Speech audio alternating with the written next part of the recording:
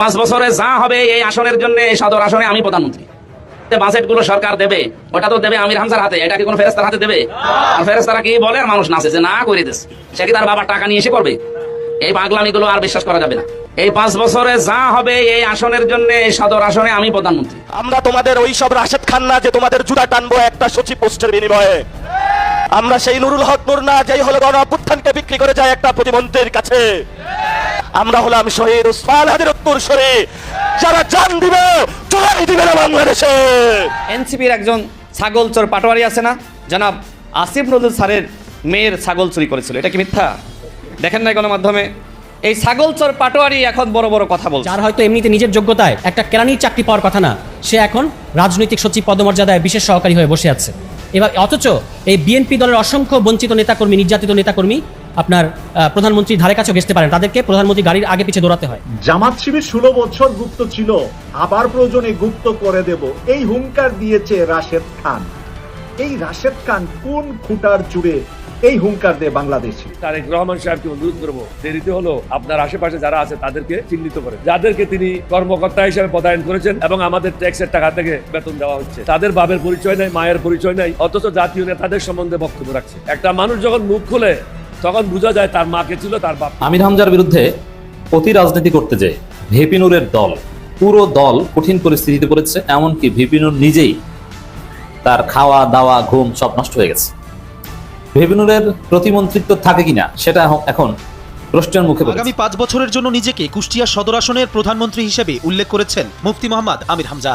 শনিবার সামাজিক যোগাযোগ মাধ্যমে ছড়িয়ে পড়া এক ভিডিওতে দেখা যায় নিজ নির্বাচনী এলাকার জনসাধারণের সঙ্গে মতবিনিময়ের সময় এমন মন্তব্য করেন তিনি। আমির হামজা বলেন, সরকার যে বাজেট দিবে তা তো তার হাতেই দিবে। কুষ্টিয়া 3 আসনে জামায়াত থেকে নির্বাচিত এই সংসদ সদস্য এ সময় দাবি করেন আগামী 5 বছরের জন্য এই সদর আসনে তিনি প্রধানমন্ত্রী। মুখে চুনকালি করতে আর বেশি সময় লাগে নাই, তিনি তার মুখটা বন্ধ হয়ে গেছে, তিনি এইভাবে ধরা খাবেন এটা মনে হয় তিনি কখনো স্বপ্নেও কল্পনা করেন নাই। অবশ্য এই সমস্ত মানুষের আবার লজ্জা শরম একটু কম, লজ্জা শরম কম থাকলে যেটা হয় এটা হচ্ছে কথাটা মুহূর্তের ভিতরেই ঘুরায় ফেলেন। এবং আপনি দেখেন যে একজন মানুষ একই কথা দুইজনের মুখ দিয়ে যখন বের হয়েছে, তিনি একজনেরটা নিচ্ছেন আর একজনেরটা নিচ্ছেন না, তাহলে এই যে প্রকাশ্যে চগল করি এই জাতীয় মানুষদের তো আসলে আপনি কি দিয়ে তাদেরকে আটকাবেন, কি কথা বলবেন? ও তো মান ইজ্জতের তো ভয় করবে না, মুহূর্তের ভিতরে সে বলবে হ্যাঁ আমি ওটা গ্রহণ করলাম না, এটা করেছি তাই কি। আসসালামু আলাইকুম প্রিয় দর্শক, নতুন একটি ব্রেকিং নিউজে আপনাদের সবাইকে স্বাগতম। দেশ ও প্রবাস থেকে যে বা যারা আজকের এই তথ্যবহুল আলোচনা সমৃদ্ধ ভিডিওটিতে ক্লিক করেছেন তাদেরকে আন্তরিক ধন্যবাদ। ইতিমধ্যে আমাদের ভিডিওটির অংশবিশেষ দেখে বুঝতে পেরেছেন আজকের ভিডিওটি কতটা গুরুত্বপূর্ণ হতে চলেছে। তো বন্ধুরা, আজকের ভিডিওটি একটু না টেনে সম্পূর্ণ ভিডিওটি ধারাবাহিকভাবে দেখবেন, না হলে কোনো তথ্যই ভালোভাবে বুঝতে পারবেন না। তো বন্ধুরা, আর কথা বাড়াবো না, চ্যানেলটি অবশ্যই সাবস্ক্রাইব করে ভিডিওটিতে একটি লাইক দিয়ে চলুন পুরো ভিডিওটি দেখে আসি। আমির হামজার বিরুদ্ধে অতি রাজনীতি করতে যে ভিপি নূরের দল, পুরো দল কঠিন পরিস্থিতিতে পড়েছে। এমনকি ভিপি নূর নিজেই তার খাওয়া দাওয়া ঘুম সব নষ্ট হয়ে গেছে। ভিপি নূরের প্রতিমন্ত্রিত্ব থাকে কিনা সেটা এখন প্রশ্নের মুখে পড়েছে। আমির হামজার বিরুদ্ধে অতি রাজনীতির ফল এগুলো। সারা বাংলাদেশে গণ অধিকার পরিষদের ছেলেদের উপর যতটুকু সিম্পেথি ছিল, যেহেতু তারা কোটা সংস্কার আন্দোলন করেছে, অনেকে আরো নানান সময় আন্দোলন করেছিল, সেই সিম্পেথি একদম উঠে গেছে। একদম রাশেদ খান, মেনন, হাসানুল হক, ইনুদের কাতারে নিয়ে জনগণ ওদেরকে গালাগালি করছে, ওদেরকে তুচ্ছ তাচ্ছিল্য করছে, কোনো দাম দিচ্ছে না। দর্শক, এর মধ্যে আবার সাংবাদিক ইলিয়াস ঘোষণা দিয়েছেন ভিপি নূরের মাল ফাঁস করা হবে। এখন সবকিছু রেডি করেছে, সাংবাদিক ইলিয়াস ঘোষণা দিয়েছেন রাত 8টায় তিনি পাবলিশ করবেন। তো এতে ভিপি নূর অলরেডি বলেছেন যে এটা এআই দিয়ে তৈরি। এর মানে নূর অলরেডি বুঝেছেন যে খারাপ কিছু হতে যাচ্ছে তার সাথে, অগ্রিম বলে দিয়েছেন এআই দিয়ে তৈরি। পাবলিশ করার আগে এআই দিয়ে তৈরি এটা কেন বললেন? এর কারণ হচ্ছে তার জিনিস ইলিয়াসের কাছে গেছে। আপনারা অপেক্ষা করেন, দেখবেন তোলপাল লেগে যাবে। আলেম ওলামাদের সাথে বেয়াদবি, অতি চালাকি, তার ফল এখন পেতে হবে। এক ইলিয়াস গণ অধিকার পরিষদ এমনিতেই অস্তিত্ব সংকটে, তাদের দলের ওইরকম কোনো গুরুত্ব নেই, ব্যক্তি নির্ভর দল, সেই ব্যক্তিও এখন ধৈর্য হয়ে যাচ্ছে। ভিপি নূরের লেজিটিমেসি ব্যাপকভাবে প্রশ্নবিদ্ধ হবে। দেখেন ভিপি নূরকে এখন আর কিন্তু ভিপি নূর বলে না মানুষ, সবাই বলে পিপিনুল, পিপিনুল ভাইয়া। লোক ভাড়া করে প্রোগ্রাম করছে, সেই ভাড়া করা লোক ধরা করেছে ক্যামেরায়, এমন ভাবে লোক ভাড়া করেছে বলতেও পারে না যে কার প্রোগ্রাম এসেছে টাকার বিনিময়ে, বলে পিপিনুল। এই পিপিনুল ভাইয়া আমার অত্যন্ত স্নেহের এবং কাছের ছোট ভাই, একটা কঠিন ধরা খাচ্ছে। দর্শক কেমন লাগে এখন এই যে চালাকি করতে গেছো গণ অধিকার পরিষদের ছেলেরা, যা তা বলছো আমির হামজার বিরুদ্ধে, এমপির গাড়িতে হামলা করতে গেছো, মায়ের টুকটাক খেয়েছে বিপিনুরের লোকেরাও, অতি উৎসাহী হয়ে আগ বাড়িয়ে এমপির গাড়িতে হামলা করার মতো স্পর্ধা তোমরা কেন দেখিয়েছো? আর সেটা করতে গিয়েছো বলেই তো আমাদের এখন এই অবস্থা। তো দর্শক, ওদিকে বিপিনুরের হাত পা কাঁপাকাঁপি শুরু হয়ে গেছে। আমির হামজার গাড়িতে এবং আমির হামজার বাড়িতে ব্যক্তি আমির হামজার উপর গণ অধিকার পরিষদের বাচ্চা সন্ত্রাসীদের হামলার পর বিপিনুরের নাওয়া খাওয়া কোনো কাজ কর্ম কিছু নেই। তার একমাত্র রাজনীতি আমির হামজার বিরুদ্ধে লেগে থাকা। এটা কি কোনো রাজনীতি? একটা দল, একজন প্রতিমন্ত্রী, তিনি 24 ঘন্টা একজনের বিরুদ্ধে লেগে থাকবেন, ওইটা নিয়ে ডিল করতে তাকে হিমশিম খেতে হবে। এই ফাও ঝামেলায় কেন জড়ালো? বিপিনুরের স্ত্রী হয়তো বলছে যে তুমি কেন এই ফাও ঝামেলায় জড়াতে দিলে তোমার ছেলেপানদেরকে, এখন তোমার ঘুম টুম নষ্ট, এখন তোমার কি লিঙ্ক টিঙ্ক ফাঁস করে দেয়, কি অবস্থা, না আবার সংসার নিয়ে টানাটানি শুরু হয়ে যায়, হুনোস। তো দর্শক, গত 3 দিনের নুরুল হক নূরের ফেসবুক পোস্ট যদি দেখেন বা গণ অধিকার পরিষদের ছেলেদের ফেসবুক পোস্ট যদি দেখেন, এদের কোনো রাজনীতি নাই, কোনো কাজ নাই, সংসার নাই, গার্লফ্রেন্ড নাই, কিচ্ছু না, একমাত্র কাজ আমির হামজা।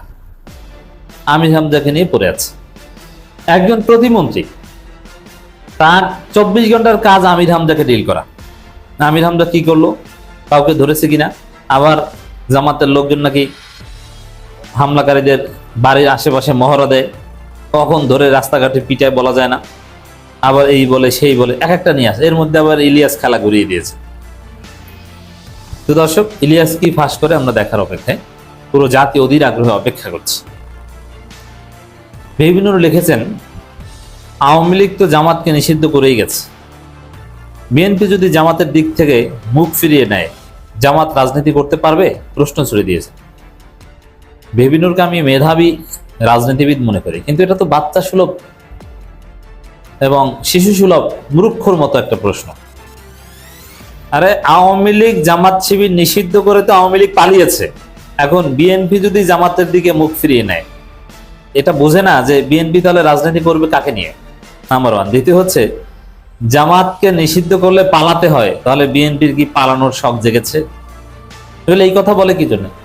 আর দেখেন, নিষিদ্ধের ভয় দেখাচ্ছে, মানে কতবার গর্ধ, মানে এদের ব্রেন কাজ করে না, এখন ব্রেন কিছুই কাজ করবে না।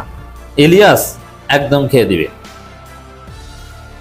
জামাতের মতো মূর্খ নেতাকর্মীরা কি এই উপলব্ধি করতে পারে? দেখেন, এখানে মারামারিটা গণ অধিকার পরিষদের সাথে, এ ভয় দেখায় বিএনপি দিয়া।